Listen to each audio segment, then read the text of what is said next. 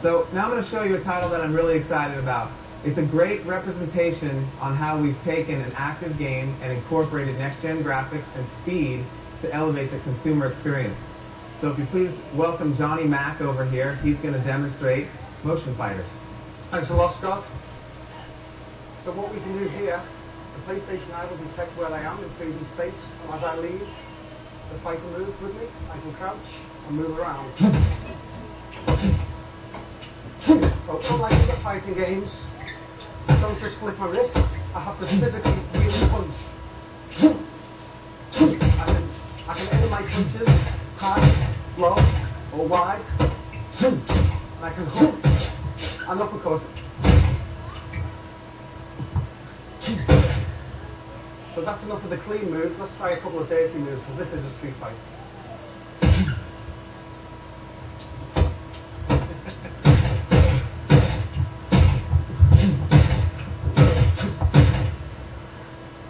That one's always a winner.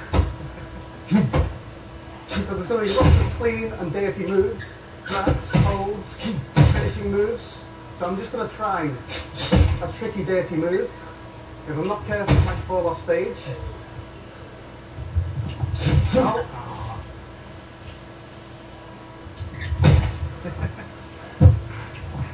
Very nice.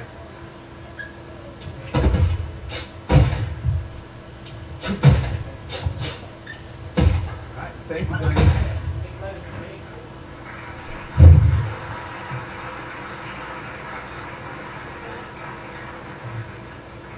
So there's also going to be some additional accessories available for the PlayStation Move. One that we want to show you today is an optional second controller known as the PlayStation Move subcontroller. This subcontroller provides additional functionality for games such as a shooter that may require an analog stick for moving your character. So you may have seen that last week's announcement that SOCOM 4 is coming to the PS3 this fall. I'm proud to announce that you can play all the way through SOCOM 4 with the PlayStation Move and a subcontroller. And this is a great example of how hardcore games can become more accessible to mainstream audiences. To show you SOCOM 4, I'd like to welcome Travis from Zipper over here. And I want to talk a little bit while he's getting started here. You'll notice that there's a lot of precision involved here. So not every motion control game involves jumping around and waving your arms like a maniac. There's a ton of precision here. He's sitting in his chair, he's got his game face on, he's completely locked into SOCOM 4, and he's utilizing a great control scheme that Zipper came up with that is allowing him to control the camera and the crosshairs with the motion controller while he's controlling his character with the left stick.